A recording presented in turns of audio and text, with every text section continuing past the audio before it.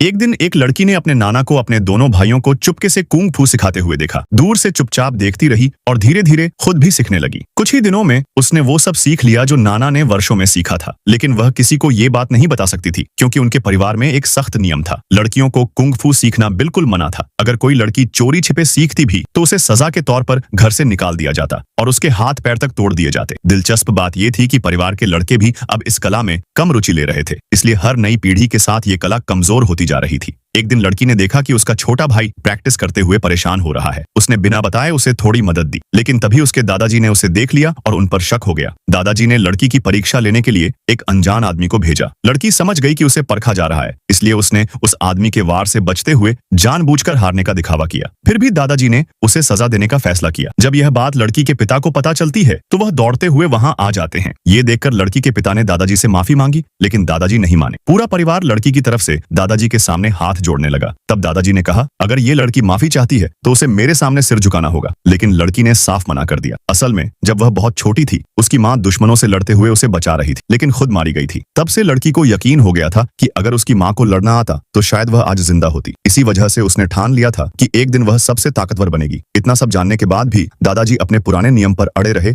और लड़की को सजा देने पर कायम रहे। तभी दुश्मन परिवार ने उनके घर पर हमला कर दिया। लड़की का भाई उन्हें रोकने की कोशिश करता है, लेकिन हार जाता है। बाकी लोग भी धीरे धीरे हार मान लेते हैं। आखिर में दादाजी खुद लड़ने मैदान में उतरते हैं, लेकिन वे भी थक हार कर झुकने को मजबूर हो जाते हैं। दुश्मन परिवार का लड़का सभी को सिर झुकाने को मजबूर करता है, लेकिन जैसे ही वह दादाजी पर वार करता है, लड़की सामने आ जाती है और अपने नाना को बचा लेती है।